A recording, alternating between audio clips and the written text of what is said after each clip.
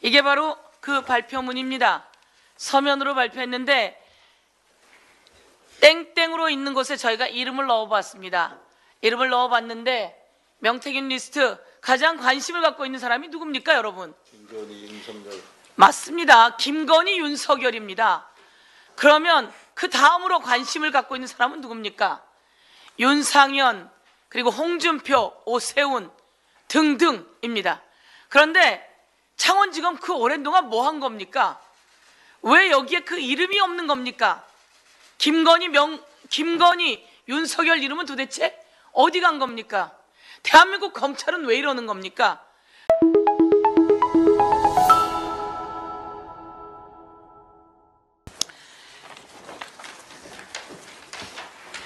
세상을 떠들썩했던 명태균 게이트, 창원지검이 중간 수사 결과라며 발표를 했습니다.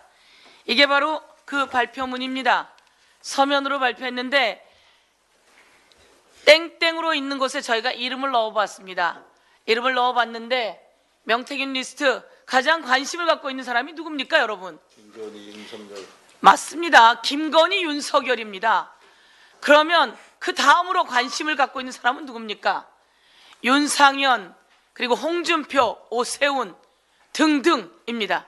그런데 창원지검 그 오랜 동안 뭐 한 겁니까? 왜 여기에 그 이름이 없는 겁니까?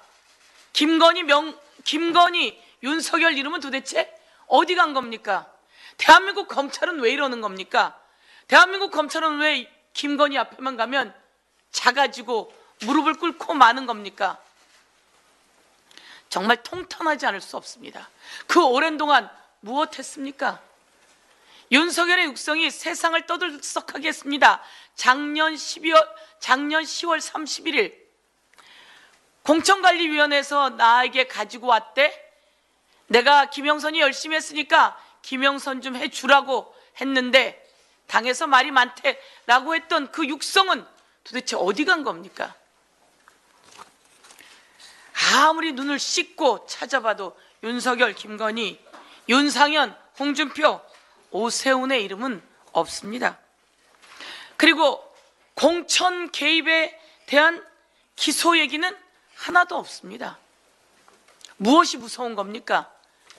11월 4일 완성되었다고 했던 그 공천 개입 관련한 수사 보고서, 그리고 이 외에 여러 가지 보고서, 검찰은 저희가 짚어봤습니다. 알아도 봤습니다. 열심히 수사한다고 했습니다. 담당 검사들이 열심히 수사하고 있다고 강혜경 씨도 이야기했습니다. 그렇게 해서 열심히 만들어 놓은 보고서는 누가 어떻게 흐지부지하게 만들고 있는 겁니까? 혹시 용산에서 윤석열 이 보고서 받아들고 지시한 겁니까? 용산에서 김건희 이 보고서 받아들고 지시한 겁니까? 그래서 김주현 민정수석을 임명했던 겁니까? 김주현 민정수석의 신복과 같았던 심우정 검찰총장, 이창수 명품백 사건을, 그리고 주가 조작을 무혐의 쳐버린 사람들, 이런 사람들을 그래서 임명했던 겁니까? 저희가 철저히 보고 있습니다. 그 섯을 펄었던 윤석열도 감옥에 가 있습니다.